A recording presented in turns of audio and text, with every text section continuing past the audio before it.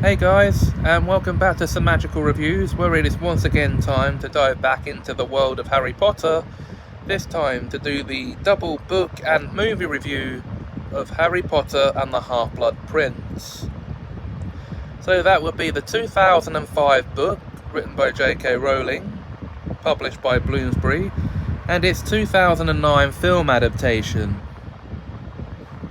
So, okay, now, the story follows Harry Potter as he enters his 6th year at Hogwarts School of Witchcraft and Wizardry, where, during an advanced potions class,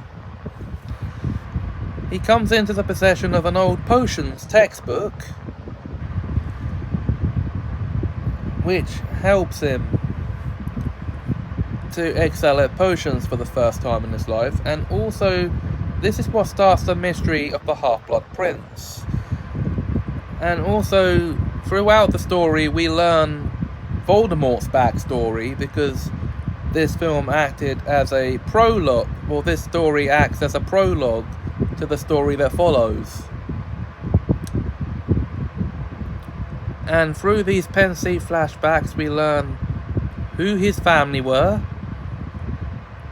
and what led to his birth, and him being invited to Hogwarts, and everything leading up to him becoming what he is now, Lord Voldemort, all the way up to just before the First Wizarding War.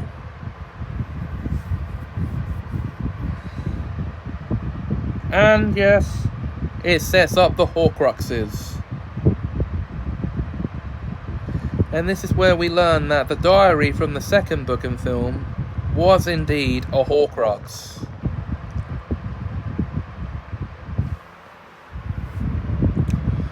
And we also learn that the ring Dumbledore had been wearing all year is also a Horcrux. So now guys, who do we meet as new characters in this book? Well, Horace Slughorn, as previously mentioned, is the new potions master, which means Professor Snape gets the Defense Against the Dark Arts job after 15 years of waiting. Okay.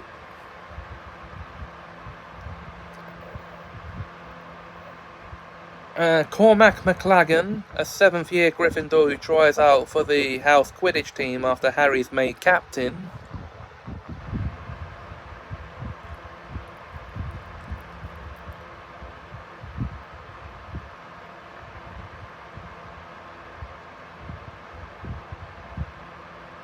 And Fenrir Greyback, the werewolf who bit Professor Lupin when he was a kid, and now works on the same side as the Death Eaters. And Narcissa Malfoy, Draco's mother. Now, of course, these characters do carry over to the film, where they are played by, well, Jim Broadbent plays Horace Slughorn in the film. He plays him to a T.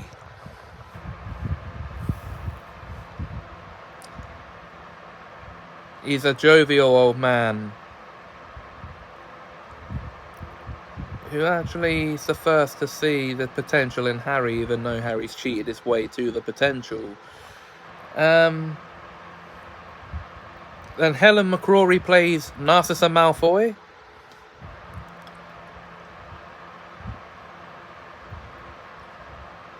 But in this film, we only see her at the beginning.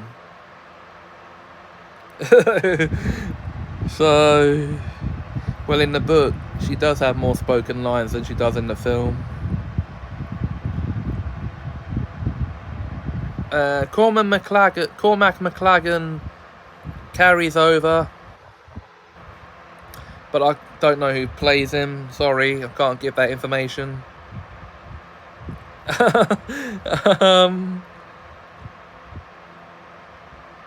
Now, and Fenrir Greyback as well he carries over to the film.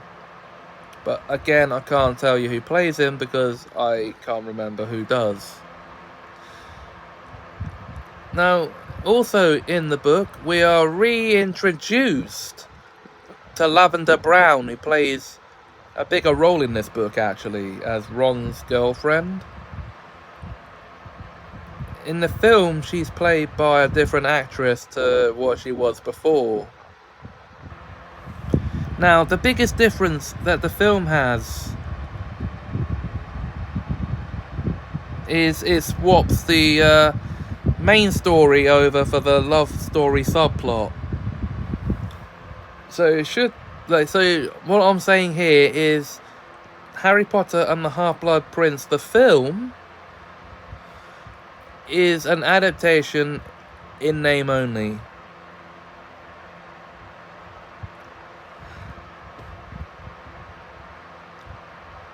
As for what it leaves out, well, it leaves out the beginning part with all the Dursleys and stuff like that, and it changes how Harry arrives at the Burrow and how Professor Dumbledore picks him up.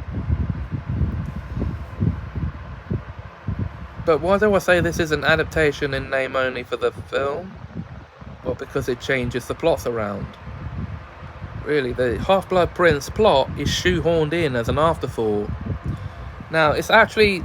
The Half-Blood Prince book is my favourite book in the series because of learning about Voldemort's backstory. The film only gives us 2 flashbacks to Voldemort's youth. In the film, we only get him being invited to Hogwarts as a young boy, and him asking about the Horcruxes as a 16-year-old. That's it. Whereas the flashbacks in the book start with the House of Gaunt, and then it's the secret riddle, Tom being invited to Hogwarts, and then we get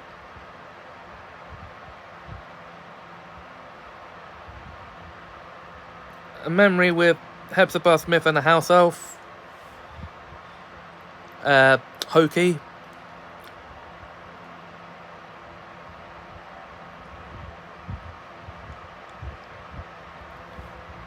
And then we get... there are 7 flashbacks we see in the entire film. So in the entire book, we read about 7 of them.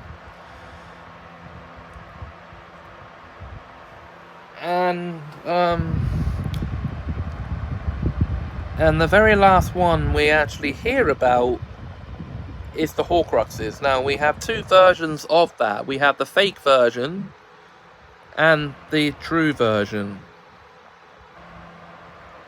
In the fake version of that memory, Horace Slughorn, as I'm sure you're aware, tells Tom to get out of his office and never ask about Horcruxes again. But in the real memory, he actually gives him the information he wants. Yes, so Horace Slughorn helped him to become Voldemort in the first place and feels immensely guilty about it. Now, the reveal of who the Half-Blood Prince is... Now, it has you guessing through the whole book as to who that might be. But now, I did it in the reverse order for the first 6 films and books. I watched the films first and then read the books afterwards. So, I went into the books already knowing, or as I thought. Anyway, this is the Half-Blood Prince, not the whole book, not the whole series of books. So what do I think of the book? Well, it's my favourite of the Harry Potter books. My least favourite film. I'm sorry. For those who might have this as your most favourite film,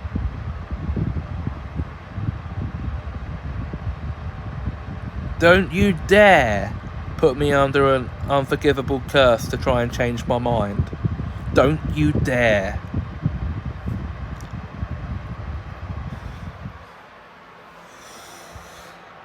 Anyway, that is going to be it for this review.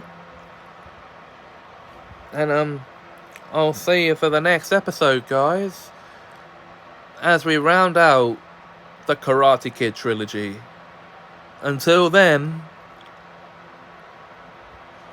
if you enjoyed this video, please like, comment, share and subscribe. Thanks for watching, and have yourselves a Semajical time.